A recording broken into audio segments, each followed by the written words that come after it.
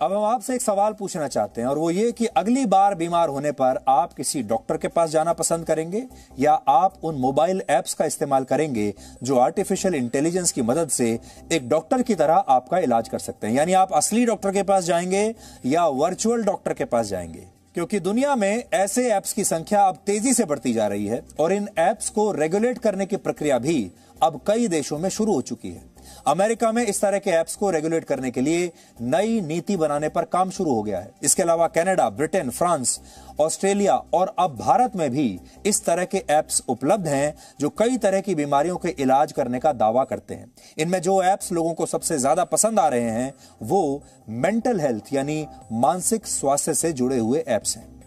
Britain के मशहूर science journal nature में छपे एक लेख के मुताबिक वर्ष 2020 में अमेरिका में मेंटल हेल्थ से संबंधित ऐप्स को 40 लाख बार डाउनलोड किया गया है। ये सारे ऐप्स आर्टिफिशियल इंटेलिजेंस की टेक्नोलॉजी पर आधारित हैं और बड़ी बात यह है कि ये इंडस्ट्री बहुत तेजी से विकसित हो रही है। एक अनुमान के मुताबिक वर्ष 2026 तक दुनिया में आर्टिफिशियल इंटेलिजेंस बेस्ड यानी AI based health care apps की ये इंडस्ट्री 37 बिलियन यूएस डॉलर्स यानी 2,80,000 करोड़ रुपए की हो जाएगी और ये सब कुछ आर्टिफिशियल इंटेलिजेंस की मदद से मुमकिन हो पाया है। सबसे पहले आज आपको यह बताते हैं कि आर्टिफिशियल इंटेलिजेंस क्या है और ये एप्स कैसे काम करते हैं।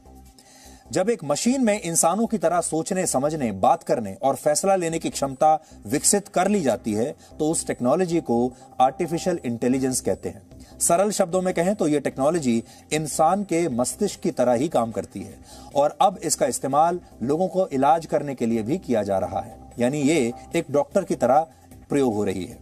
उदाहरण के लिए ब्रिटेन में हाल ही में इस टेक्नोलॉजी पर आधारित एक ऐप लॉन्च हुआ है जो मरीजों के लक्षण और उनसे कुछ सवालों के जवाब जानने के बाद उनकी बीमारी का पता लगाता है। अगर आप अब भी नहीं समझे तो आपको सरल भाषा में बताते हैं कि यह ऐप कैसे काम करेगा।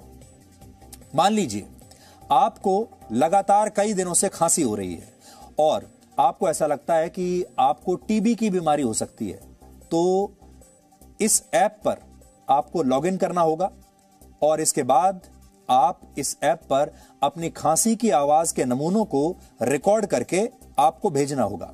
अलग अलग समय पर 8 से 10 नमूने इकट्ठा करने के बाद यह ऐप आर्टिफिशियल इंटेलिजेंस की मदद से आपको यह बता देगा कि आपको टीबी हो सकती है या नहीं हो सकती।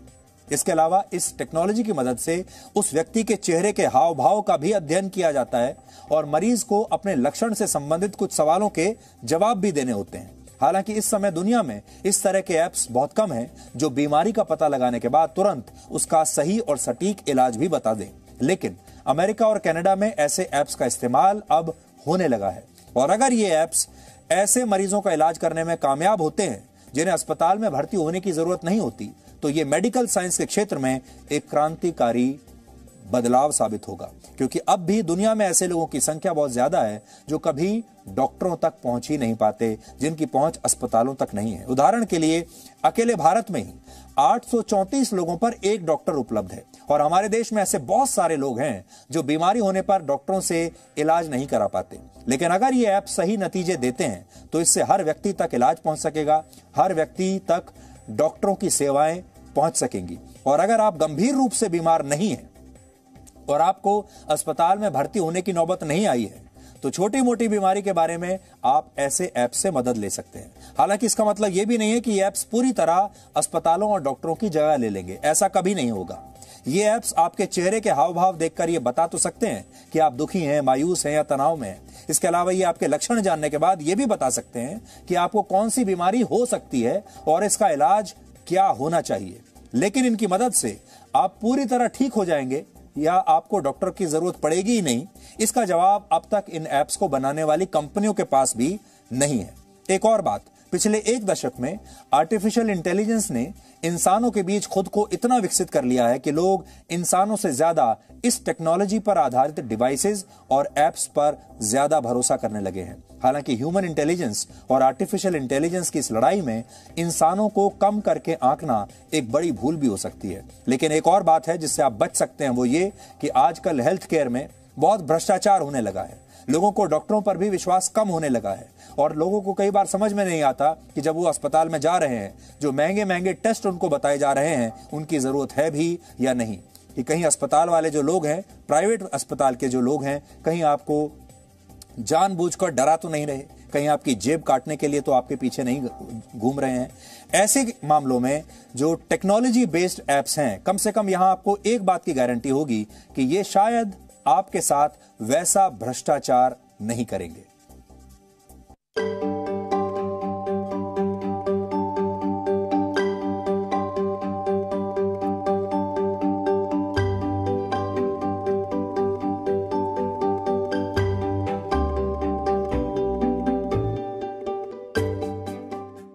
कुछ चीजों के लिए आर्टिफिशियल इंटेलिजेंस इतनी अच्छी हो गई है कि रेडियोलॉजिस्ट शायद उसको देखने की जरूरत ना पड़े।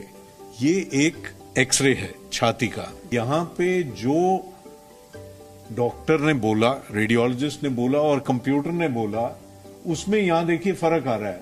कंप्यूटर ने कहा हाँ ये खराबी है और डॉक्टर ने बोला नहीं है।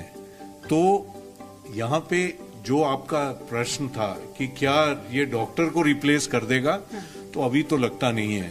फिर भी फिर भी ये है कि ये डॉक्टर का हेल्पर जरूर बन सकता है। ये यूनिफॉर्मिटी ला सकता है रिपोर्टिंग में, ये एक्यूरेसी को बढ़ा सकता है, क्योंकि ये दिखा देता है यहाँ यहाँ लगता है खराबी है तो हम उसको डायरेक्टली देख लेंगे।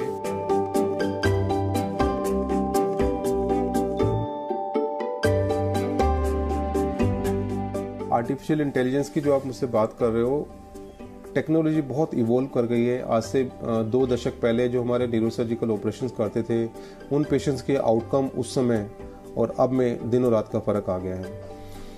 न्यूरोसर्जरी का जो प्रोफेशन है वो काफ़ी डिमांडिंग है, टाइम कंज्यूमिंग है एंड पेशेंट्स की प्लानिंग में हमारा बहुत टाइम लगता है। तो उन केसेस में अंदर मुझे लगता है कि artificial intelligence is going to help you a lot.